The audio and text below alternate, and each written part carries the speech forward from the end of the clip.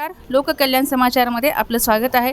आज आपण सौ राधाताई राजेश्वर गंगमार आणि वैशालीताई कोंडावार यांच्या माध्यमातून धर्माबाद येथे महिलांसाठी अत्यंत चांगला हळदी कुंकवाचा उपक्रम चालू झालेला आहे आणि या उपक्रमाच्या माध्यमातून त्यांनी अनेक समाजकार्य करतात। ते कोणत्या कशा प्रकारचे समाजकार्य ते करतात हे आपण आज जाणून घेऊया। राम राम सर्वांना।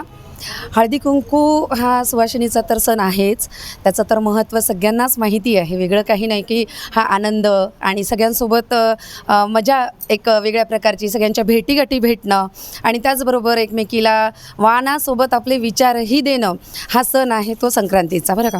पण आमच्या जे आहे धर्माबादचा जो हळदी कुंकवाचा ग्रुप आहे, जो आमचा समाज आहे आर्यवैश्य कोमटी समाज, तो एक वेगळ्या प्रकारचं हा सण साजरा करतो। हळदी कुंकू तर आम्ही सण हा साजरा करतोच, पण त्याचबरोबर प्रत्येक वर्षी त्याला समाजसेवेचंही आम्ही एक स्वरूप देतो।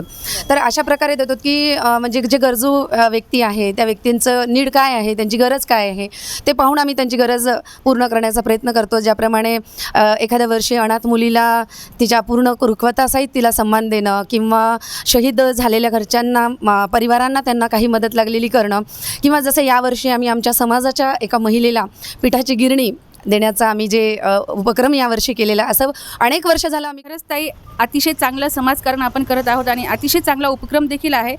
तुमच्या या माध्यमातून एका महिलेच्या हाताला काम देणं आणि महिलेचे हात बळकट करणं आणि ती महिला स्वावलंबी झाली पाहिजे या गोष्टीची आपण दखल घेतलेली आहे हळदी कुंकवाच्या माध्यमातून। खरंच अतिशय उत्कृष्ट तुम्ही केलेलं हे कार्य आहे आणि या कार्याचं कौतुक तुमचं सगळीकडे। हळदी कुंकवाचे वैशिष्ट्य काय आहेत आणि हळदी कुंकवाचं महत्त्व काय आहे? हे मांगल्याचं आणि सौभाग्याचं प्रतीक आहे आणि हळदी कुंकानिमित्त आपली संस्कृतीसुद्धा जपल्या जाते। हळदी कुंकू जेव्हा आपण करतो, वाणाचेच देवाणघेवाण नाही तर विचारांची सुद्धा देवाणघेवाण। हळदी कुंकवाचं महत्त्व काय आहे? हळदी कुंकू हा सौभाग्याचा सण आहे, त्याचबरोबर यात सामाजिक सुद्धा याला वारसा लाभलेला आहे। आणि सौ राधाताई ह्या दरवर्षी मी आता बरेच वर्षापासून त्यांना ओळखते, त्या त्यांच्या अनेक उपक्रमातून प्रत्येकाला म्हणजे मदतीच्या रूपात काम करत।